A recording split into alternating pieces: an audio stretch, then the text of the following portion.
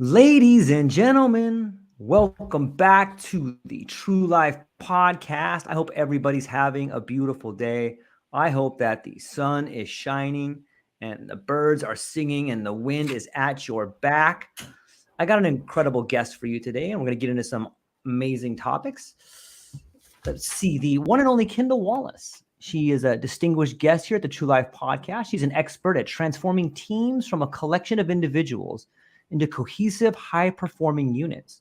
With a unique blend of adventure and strategic facilitation, Kendall creates immersive offsite experiences that significantly enhance communication, trust, and collaboration among team members.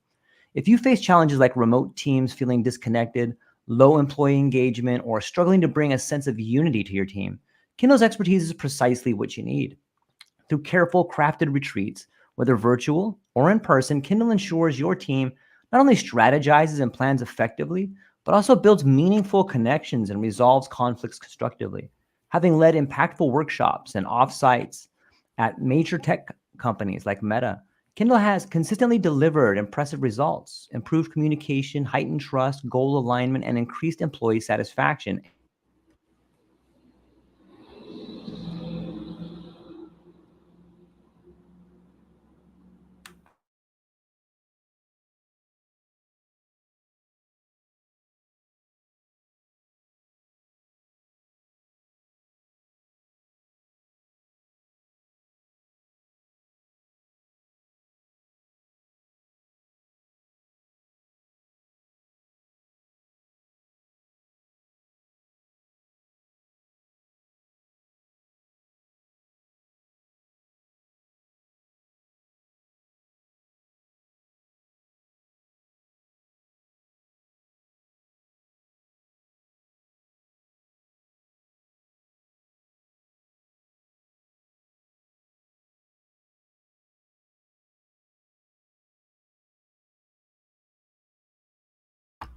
I think Monty will be right back.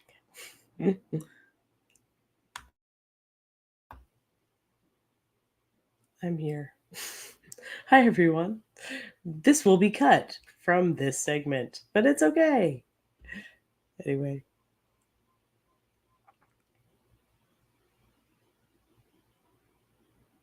excited to talk with you all.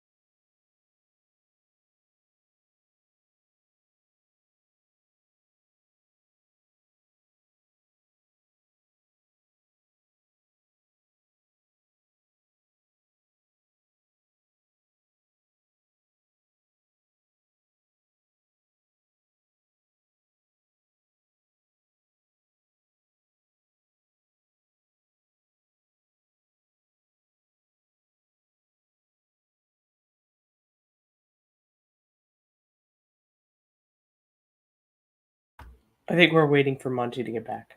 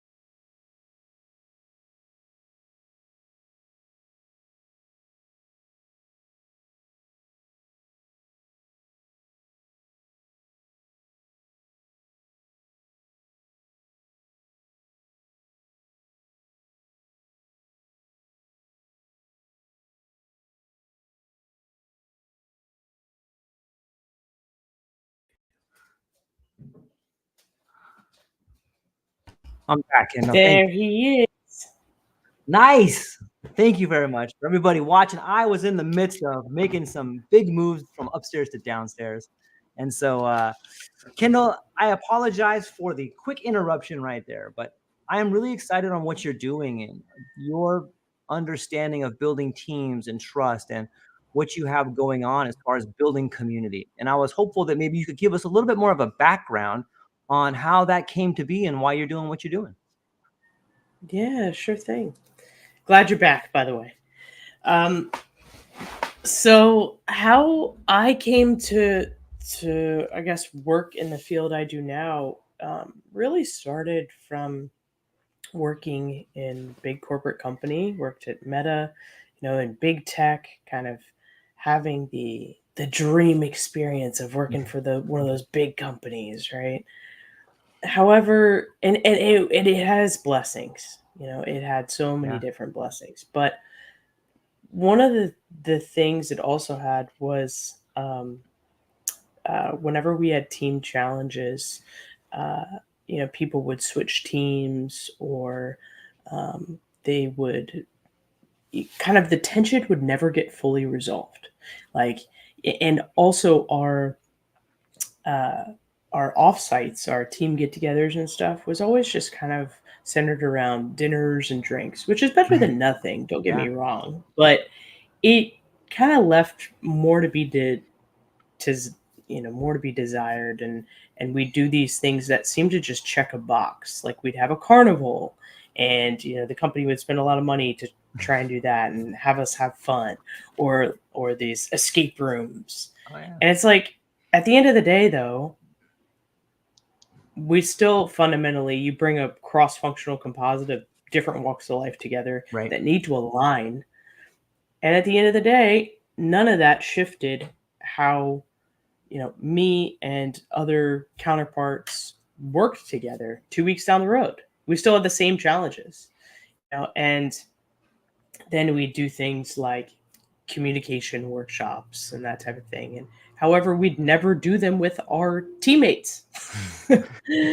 So, really kind of seeing the flaws in the system as well as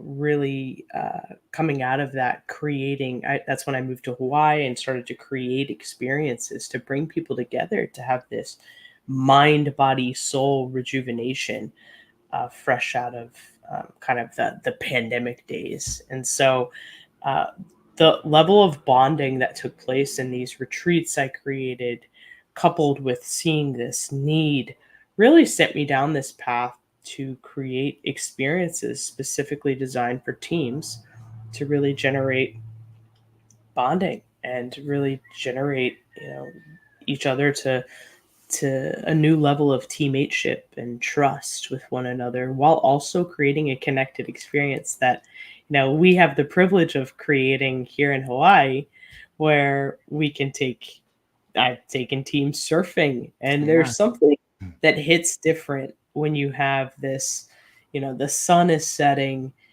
the water's beautiful, and a sea turtle pops up next to you. And, it's just a level of kind of, oh, wow, this is a magical moment. And by the way, I'm with my teammates. And so I profoundly, I guess, just to sum up, is that, having had experiences myself where the emotional toll that it can take on one's energy when there is unresolved tension in a team, Yeah. it made me realize, like, I don't want that. I don't want that for other people. I want to be able to create the best, setup, the best tee up for teams to really rally for each other, and not be these interchangeable mercenaries. It's But true. it's true. Yeah. I like hate that. and Yeah. and the funny thing is companies hate it too. They complain, "Oh wow, how do we how do we hold on to our people?" Well, newsflash, and this is my theory on it. You treat them like humans. Like you humanize the experience as much as possible. That's how you create people to not be mercenaries. Yeah, it's interesting to me to think about that like the work life relationship. And I'm curious to get your opinion. Do you think that nothing can really be changed unless companies become beholden to their employees versus their shareholders? Like that seems to be the one thing that's causing this disconnect, is that at the end of the day, hey, we want you guys to be a team. We want you to work together, but bottom line, money is all that matters. Like you can't, those two things can't coexist. You can't treat people like humans and numbers at the same time. Like you have to choose. And if you're going to treat people like numbers, then you're going to get mercenaries. If you're going to treat people like numbers, you're going to take the vulnerability and the meaning making out of the machine. Is that too far of a bridge? You bring up something very interesting. Because like Google just cut a bunch of jobs, right? And their share price went up. And then I'm hearing from some others that it's like, oh, morale's low. Well, no kidding. No kidding. When you instill like survival instincts, Right. every man for themselves, and then you wonder why morale is low. Right. I I I don't believe it has to be one or the other. Okay. And maybe this is just my hopefulness, but I also have seen teams that are high performing that do have a sense of trust and connection. So I think it's possible.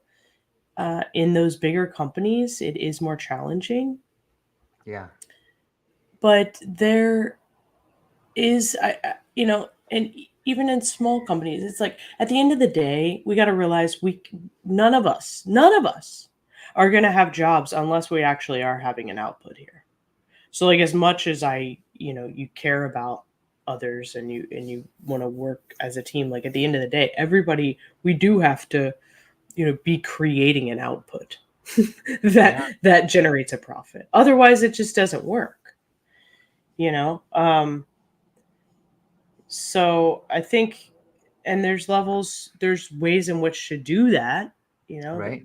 in the stuff I lead that really has people come together and create alignment so that you don't have, in a group of 10, you don't have 3 people that are checked out and detached because their opinion was not, played a part in the group of, the 7 out of the 10 just went ahead and made the decision.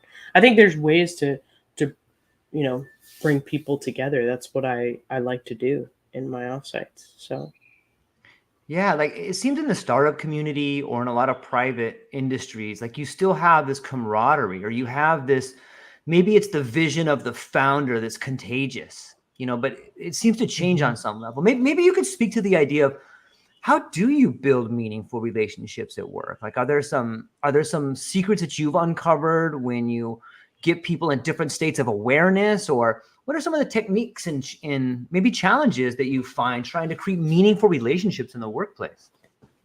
yeah, thanks for asking. Well, first of all, it's a journey. It's like structuring an employee journey, right? So Mm, there's places I can take a team on the third offsite that we can't get to on the first. We just can't. yeah, There's not enough rapport built. The foundations of trust aren't there.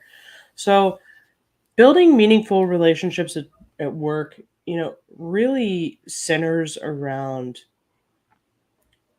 what inspires people to do what they do, and what do they view as their strengths and their contributions to the team, and do the other team members understand that?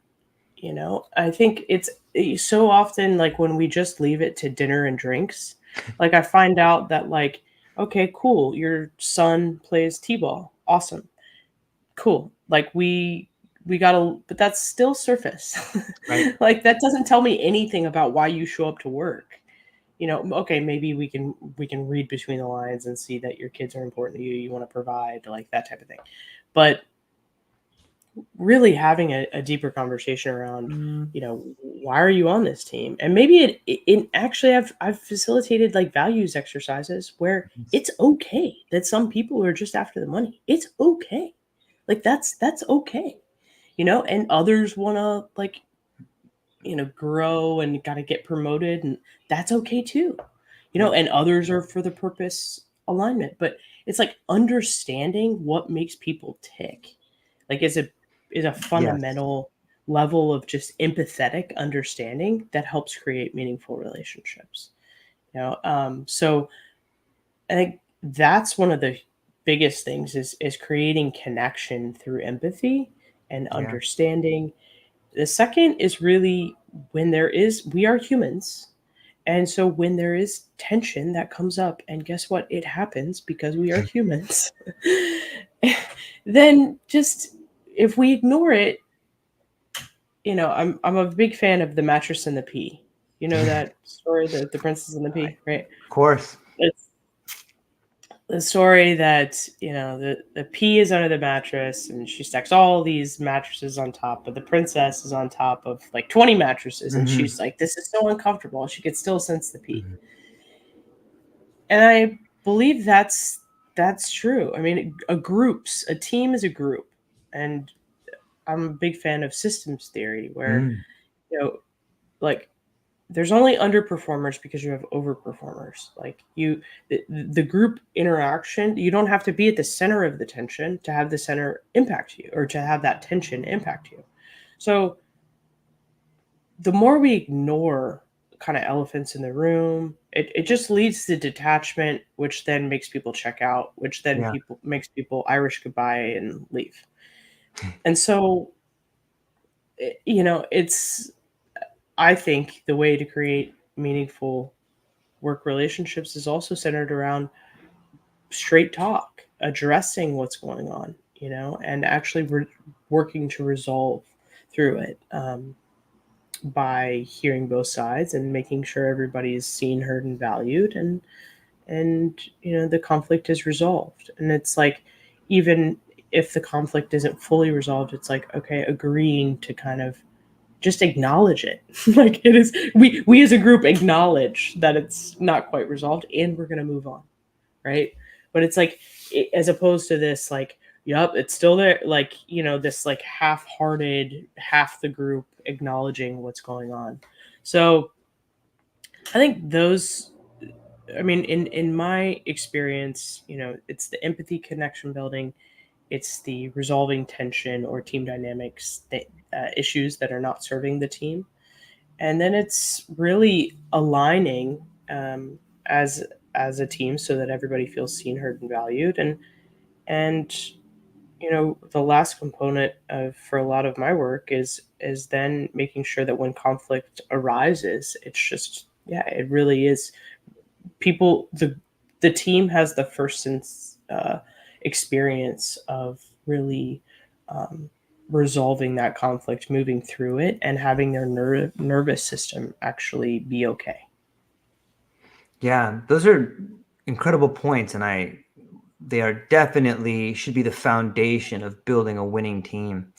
I think defining terms, especially when we're in different cultures and in the workplace and values, is sort of a thorny spot. And the question that comes to mind, and this is a really broad question, so feel free to take it in any direction, is that sometimes you hear people say, these people are so self-entitled. And then you have other people that are like, look, the self-worth, I'm worth this. What do you think is the relationship between someone who's entitled and someone who has self-worth? Like, those seem similar in a lot of ways, but they look very different. Wow, that's a great question. Yes, thank I you. almost want to hear your answer first. I know that's a Yeah, cop out, but no, not at yeah, all. you've probably given it some thought. I'd love to hear. Well, I see it a lot, here in Hawaii. Like, I come from Caucasian acres in San Diego. And when I came to Hawaii, I was thrust into this mix of all this incredible melting pot of different cultures, like Filipino and Japanese and Hawaiian, all these different Asian cultures and different family structures and generational living. And what I didn't understand was going into the workplace. I worked for a Fortune 500 company at UPS, and the different attitudes towards work. And I found myself on the receiving end of, you are so entitled. And I'm like, I'm worth it. I believe that I work really hard, and I believe that this is, not only am I worth it, but everybody I work with is worth it. And I was met with this incredible resistance of, you arrogant, self-entitled knucklehead. And like, I couldn't really bridge that gap, because in my mind, I'm like, this is what I was taught my whole life. I was taught to fight for what you believe in. And if you work hard, you deserve to have it. And then, I was able to flip sides and look at it from this other angle, like, oh, you think you're better than everybody? And I'm like, that's not what I thought, but I could see how it was received that way.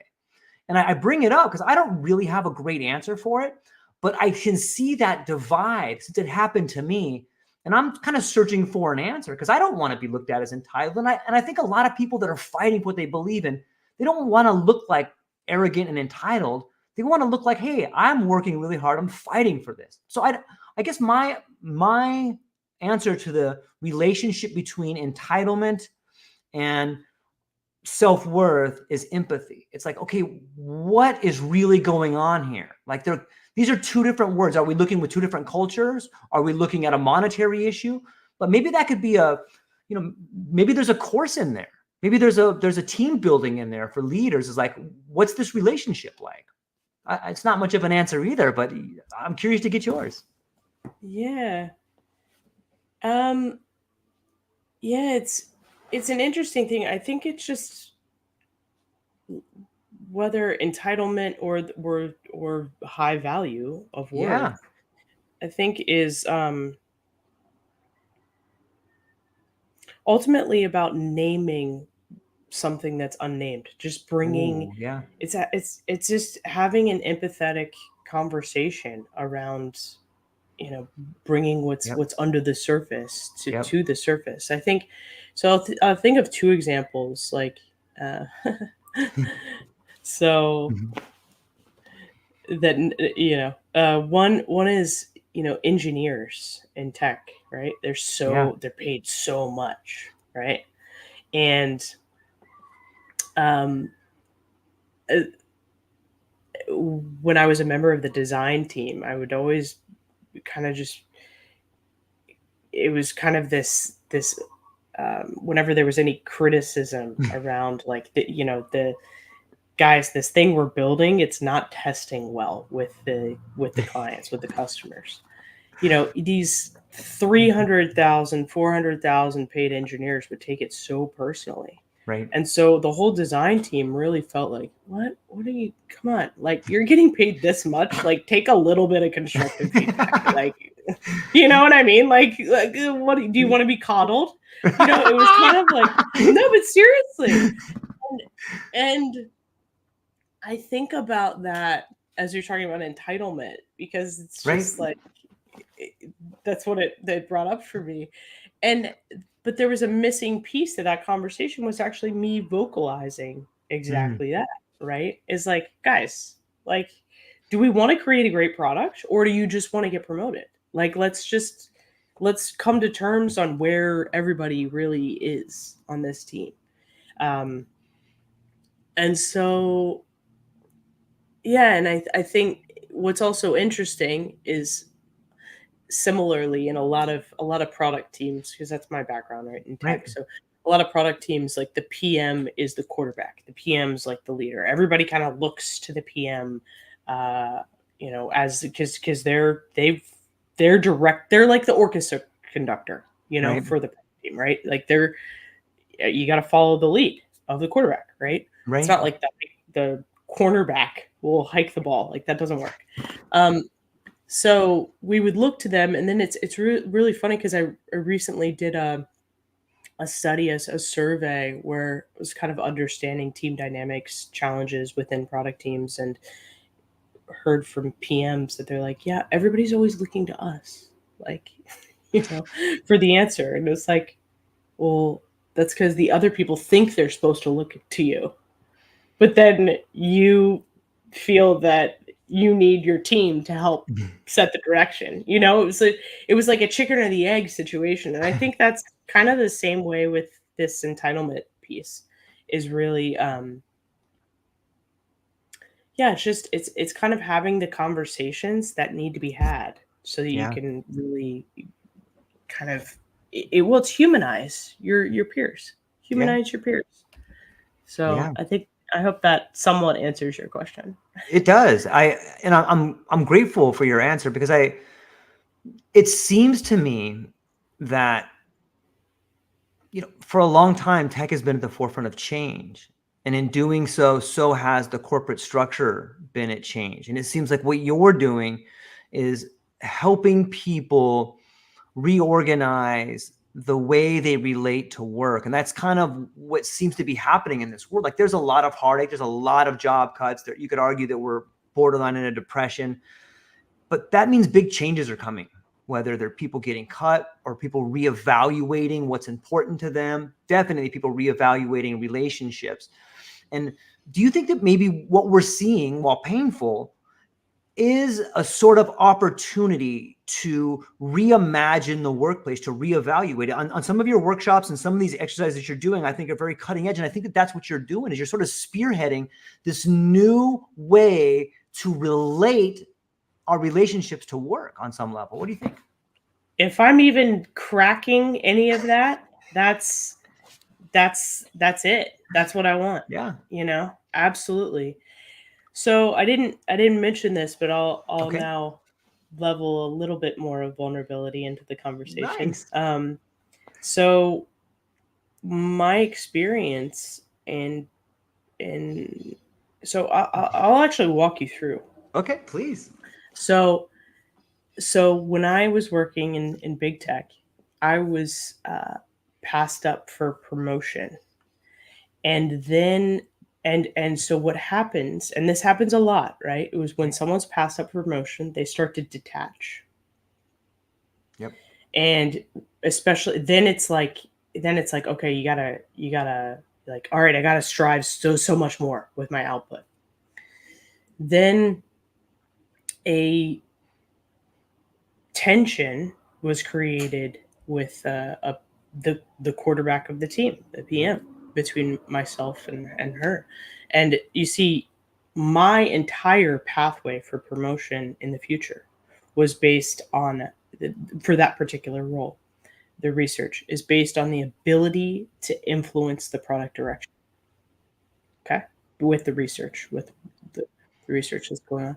Now, this particular quarterback wanted to set the pathway for the product, not incorporating research whatsoever. She's like, it's my way. This is the way I'm going with this. I want this product direction. So no matter what I did to influence her, it wasn't going to go that way because Right. of the way she kind of had her mindset on the product direction. And here you go. It's a situation that, quite frankly, exasperated into me getting fired for not being a good teammate. And I bring that up because what started as literally, you can see the crevices of like this misalignment and this one person just trying to go for survival. This other person, quite frankly, I didn't find out until later, she was trying, like, had also had a similar experience where it got passed up for promotion and was just trying to make sure her way got won.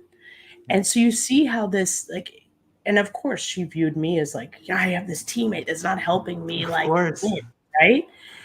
So, and listen, as much as, I guess the hard thing, is some people are like, yeah, team building, whatever, like, or experiences to help improve communication. Like, it doesn't really matter. It doesn't matter until your livelihood's taken away. Yep. It doesn't matter until those moments of tension become serious miscommunications that result in serious consequences. And then you got to look in the mirror and see it. And I don't want that for teams. And I do absolutely believe there's a better way. And the better way is not missing the layup of taking a communication class not with your teammates. Yeah. It's not checking a box. We did team building. Great. Right. Let's check that one off. We did it in a conference room without any windows. Yeah, that Right. sucks. It's like, there's actually a different way. As the consciousness of the planet like is raising, and I mean, without getting too Yeah. woo woo, truth be told, I think there's a more fun, more joyous, more soul nourishing experience to be had with how we connect with our colleagues. And I am here to help teams create that. Like, absolutely. Why? Because I know what it's freaking like, and I experience the consequences when you don't have that. Yeah. And it sucks. It sucks to have such a emotional toll being weighed on you to have dinner table conversation and friends conversation about how you're in different ways you're unfulfilled in the workplace. Instead, what's possible, I believe, is to create that connection, resolve tension, and then truly actually align as a team. You can look around the table and actually look people in the eye, which these are also traits, according to Pentland, did a study on high performing teams. They look Right. each other in the eye. They don't just look at the leader or the person who asked Right. the question, you know. And there's like different tools too, different tricks. I mean, I'll give you one Yeah, now for your please. um a fun one that I think is great is so often when you're aligning a group of people, everybody's like, uh, should we move forward with this? And then it's kind of like you have crickets or it's uncertain, kind of exactly how it is. So a tactic I love is, all right, on a scale of 1 to 5, 5 being the highest, 1 being meh, how much do you support this decision? Everybody put up your hand, just 5 fingers, and show me where you are. Right? So you see visually, you look around the room and you see visually where everybody is. Now, anybody 3 or less, what is it going to take to get you to a 4 or 5? And maybe if they have a completely different direction, then it's like, um, you know, come back tomorrow with like what it you with your case, and then everybody else can vote again, and then basically the point is anybody 3 or less, it's you gotta start to make concessions on what it's gonna take to get you to a 5, and then come back, and that's called a negotiation. That's how you Yeah. everybody can actually leave. The all 10 people can leave that room being like, wow, I feel heard, instead of you get this invisible 1 out of the 9 or 2 out of the 10 that just are kind of like sitting there being quietly complacent. Does that make sense? Yeah, it makes total sense. I think that that particular sort of negotiation or that particular sort of trustful communication allows for high output, high productivity, and a functioning team. I think that is where, the majority of companies wish they were at. Like, and that leads to better products, it leads to better service, it leads to better communication. And quite often it seems that the opposite way is the sign of a dying animal. When you have to force feed everybody something, it's like a machine at a hospital. Like, you have to force feed them to keep them alive. When you have to force feed people ideas, there's no energy behind it, there's no love behind it, there's no power behind it. There's just the mundane guy digging a trench. Yeah. Yeah. Yeah. It, 100%. I this is kind of out there. Like, I deal a lot of my podcast talks a lot about PTSD, mental wellness, and Mm. just different types of mental stress that causes people to function less than who they really are. And I think that seems to be a symptom of the system we live in. And when you look at what's happening at workplace, there's a lot of well-being, and there's a lot of these programs that do check a box. Maybe it's going for drinks, maybe it's doing jumping jacks before you start work, maybe it's having a Mhm. motivational speaker come in. But do you think that there's a place in the future for some sort of like psychedelic therapy? Like, maybe, I know that there's people that are working on microdosing and getting insurance companies to study microdosing on some level. But I think that creates a sort of alternate state of awareness. Maybe it's vulnerability. Maybe it's just an altered state of awareness. And I know that's kind of a bridge way out there, but what are your thoughts on that? Oh, I would love that. Yeah, Me too. I would love that. Um, I'll speak personally. Okay. Um, the use of psychedelics and uh, specifically MDMA therapy has been profoundly healing for me. Yes. And, you know, that journey, like,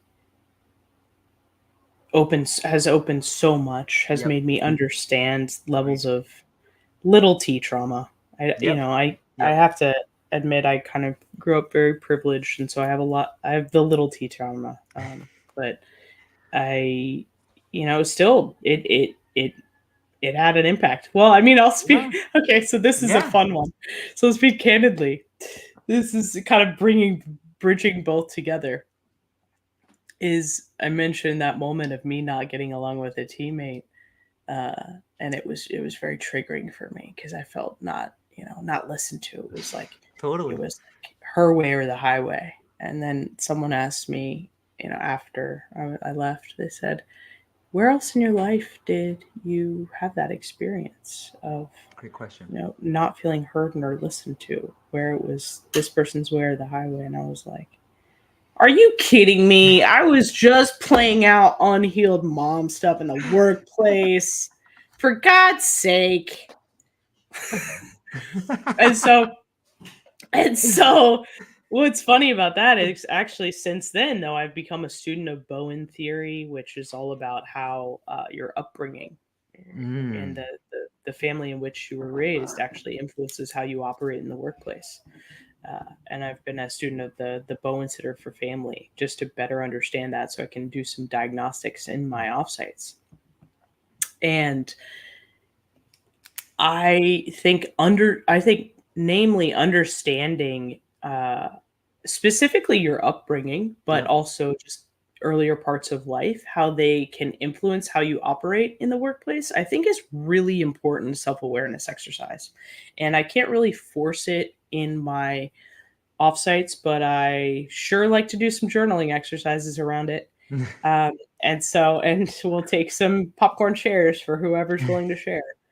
Uh, and because I think that's incredibly insightful. I mean, I have two older brothers, so me being the littlest Yeah. also is like no wonder too for me it was incredibly important to feel heard and seen. And like, hey, listen to me, my what I have to say is important, Yep. where do you think that comes from, being a little sister? Yep. you know so these aspects of self-awareness are incredibly impactful, and they're actionable now. And you know, I psychedelics is incredibly uh, has been so powerful on my healing journey, and I would love to see a world where you know before the end of my lifetime we could get Yeah. there. I think teams, just the executive leadership teams who are really willing to go there potentially. We'll just either have to go to a different country or go underground for the foreseeable future. I mean, that's kind of the reality a little bit that we're in. But I would love that because, I think it's incredibly healing and bonding. And we also know the level of peak experiences that can happen, like a or sorry, how important peak experiences and shared peak experiences are for creating meaningful relationships. Another thing I think that I'm beginning to incorporate that touches on some of these aspects is ice baths Yeah. in my offsite experiences. And I think there's also something there to be gained when you do have a group, and maybe you do have someone who is not quite loving the way they look in a bathing suit, but who has a team that comes with care and love, to like a loving presence, to really rally around this person, as long as they're not in the trauma response, as long as they're willing to go there and really, like, kind of overcome that fear of being seen in a swimsuit, you know and do an ice bath. Like, there's something there too, of that just, it's that caring presence of like, you're gonna overcome a challenge for yourself. Or even where we live, jumping off a cliff. I've taken Yeah. teams to that too. It's Yeah. this this loving presence, that Yeah. it's like we're going to help you overcome something that you're challenged by, and it's like you're actually going to do the work yourself, but we're going to cheer you on, you know? That's like the level of care that creates trust. That's the level of care that's humanizing. That's the stuff that is magic. You do that, and don't tell me a month from now when we're working on a project and you need something, I will not rally behind you. No chance that, like, those high level experiences 100% create that level of connection that you want. So See, I think we can start to do it now with many experiences of creating that same loving presence. this is what I mean by, I think what you're doing is on the cutting edge. You know, in a lot of ways, what you're describing are rituals and rites of passage. And when you take leaders and you go through rituals and rites of passage that distinguish them as leaders, and you give them experiences of how to overcome, then they're able to translate that experience and help the other people overcome. And it's the difference between a leader and a manager, right? A leader is someone who does the right thing, and a manager is someone who does things right. And we have been in. There's nothing wrong with being in a management position. I think it's great, but I think managers are leaders, and I think that they should be given the freedom to act as leaders, because that's when we start bringing everybody up. And I feel these things that you're describing are, in fact, a throwback to ritual. Like, we're going to have this group ritual together. I am going to show you an altered state of awareness that you can have forever. Like, that's beautiful, Kendall. I love it. You're right. Oh, I love that you get it. Like, thank you. Thank you. Yeah. Well, thanks For for doing it. understanding and for rallying it on. Yeah. And I think that's the thing is, I mentioned earlier about these engineers Yeah. that you remember that when I was on that team, that level Yep. of like, you're getting paid all this money, like you can deal with a little criticism. All right. But there's something there too. There's something they're struggling with, whether it's Yes. actually understanding the criticism or whether it's something a little bit more. But like, there's a level of elevation that can take place when we have a setting or a space to really figure out what that is, and then as a team help that person with that. And Yeah. I'm not saying we need to do group therapy for all our business meetings. That's not what I'm saying. What I'm saying is just give a little bit of space to understanding what makes people tick, what, like, if someone's very resistant to criticism, like helping understand a little bit more around that so that we can, as a team, can actually operate more effectively, because them understanding how to take in that feedback is actually going to help the whole product. It's going to help the whole thing. But you can't move forward when one person's kind of like, no, I can't do that. It just, like, that level of energy. Armor, Yeah. put it Yep. up. We are not doing this. It's just like, you're killing me, Smalls. You're killing me. Right. You know? Yeah, I love that movie, The Sandbox. It speaks to the idea of Generation X, I think, on so many levels. I think there's something to be said about shared sacrifice and shared goals. And sometimes people in really high performing situations, or people that are really high performers, maybe people don't understand the sacrifice they got to get there. And I think that can bother people at a certain level. As like, do you realize how much school I went through to get here? How dare you question me? Like, and I get it. Like, if someone has sacrificed so much, when you question them, you're calling their sacrifice, you're calling their God into question, in a way. You know what I mean? Like, I've sacrificed everything for this. How dare you? It's a mesmerizing to me. And I think that we are on the cusp of changing things. I'm so thankful for it. Me too. It's almost like a resurgence, though, of Yeah. like the type of team building from the 80s. Ah, okay. I think in a lot of ways, the 80s and 90s, which was actually like going outside.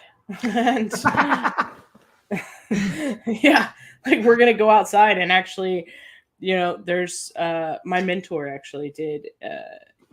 He took senators and executives outside and had them each sleep in their own tents Yeah. overnight, and they would come back together and talk about it. I mean, it's like this. It's these experiences that allow people to grow as people, Yeah. and then oh, by the way, this is sponsored by your company. Cool. Like that's that because your company cares about you growing as a person. Um, and yeah. So I just love what you've said too about ritual. I think that's Yeah. so Right. key. Thank you for pointing that out. I didn't, it's a term that I've used sometimes, but I love how you've truly labeled it. Like, yeah, what you're doing is creating ritual, and ritual is so important. It's huge. So important. Hmm.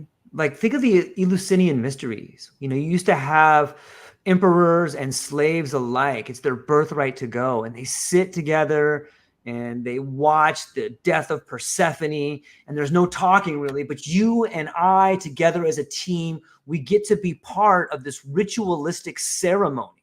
And in doing so, we have a shared experience that rises above language. That is what builds team. It's ineffable, but you and I can feel it between us. Yes, we did this together. We could probably do other things together. We have this trust, we have this relationship, and now we can go back and bring the water back to the team. Like, we went to the well, we got it. Here it is. Here, drink it up, everybody. Right? Ritual Yeah, is everything. totally. It's funny. There's something I really am looking for the right team to do it with, and Yeah. what I really want to do is I want to do a version of Hot Ones with a like CEO. Do you know Hot Ones? Are you familiar with it? No, Where they what was eat. that? Okay, so it's where he eats buffalo wings, like or vegetarian cauliflower wings, but uh, with hot sauce on it, and then he asks him very well researched questions. And I think there's a level too of like this shared sacrifice. Imagine a whole team watching their leader literally suffer and be vulnerable, Yeah. because it's you're creating Yeah. like the experience of this high stress. Like the people, it's really fun to watch. That he interviews celebrities, but I think it'd be really cool for Yeah. to do with a team, and basically because the person's under such high stress of like the hot wings that they like Yeah. it affects a part of their brain where they're like the filter's gone, and so they answer really honestly. And I just think like how powerful to have an experience like that where you're seeing your leader be vulnerable in that way, and you're seeing them put their guard down, and you're seeing them sacrifice to humanize themselves in a way. I think it's just a I love it. fun way of kind of creating that I'm looking to create for a team. Yeah, you know what? Like, I love that idea. And what about adding in like some sort of language to, like, okay, you are the leader. You Everybody can eat two super hot fire wings, or you can eat all of them as a leader. What are you willing to do? You know what Ooh, I mean? Like, you're love the that. leader. Are you the leader? Okay, what are you willing to sacrifice for your team? And it could be done in ways where it's anonymous. You could put stuff out there, but everybody could see. And on some level, Yeah, like, you could really see who's vulnerable and where they need work. And maybe this person shouldn't be the yeah, leader. You know what I mean? But yeah. it could be destructive in as well as cohesive. But I think breaking down boundaries is a part of team leadership. Like, this is where this person's weak. Like, if you are the leader, what's the right thing to do? And it could even be like theoretical. As a leader, are you willing to take that for your team or not? Like, I don't know the Right. right answer, but like, maybe everybody could Yeah. talk about it. Right. And also it's interesting to see how teams would react for their leader, Right. like Right. be like, you better not make me do this. Like you already made me so much, or like, yeah. The other thing I'll mention too is it's always uh in all the team building books, like there's one exercise that is always like people just put as the best for building team trust. And it's actually an exercise from the Navy SEALs where they Ooh. have to pick up and move a log, and they have to do it all together because it's so heavy. And I mean, I really Yeah. wish we could do that in corporate America too. I think, like having an experience like I have to figure out I mean, that's my task Yeah. is to figure out like these rituals and experiences that maybe without it's like a metaphorical log, you know? How can Yeah. we do that? Because I think there'd be too many like my knee hurts and stuff like that. Yeah. That we couldn't actually do it physically. But That's beautiful. Like and that's just an excuse, right? Like, oh, my knee hurts, or I can't do it right now. yeah, Like, what about something emotionally heavy that everybody had to carry at the same time? There might be something there that, like, that's exactly right. Yeah, yeah. man, I think that tends to happen, really when you kind of have two sides that need to that are kind of at an impasse that need yeah, to reach resolution and have all other team members be part of the process. yeah, Like I said earlier, tension between two team members, you might just say it's those two, but it impacts everybody in the team. It's kind of like, mom and dad are fighting, saying that, it's mm, just between the two of them. It doesn't impact the children. Really? Because last time I checked, that would definitely impact the children. yeah, It's just you're kidding yourself if conflict between two people doesn't impact everybody else who's just a part of the system. agreed. Yeah, power dynamics, hierarchy, and I'm looking forward to learning more about the Bowens. And I never thought about it, but Yeah.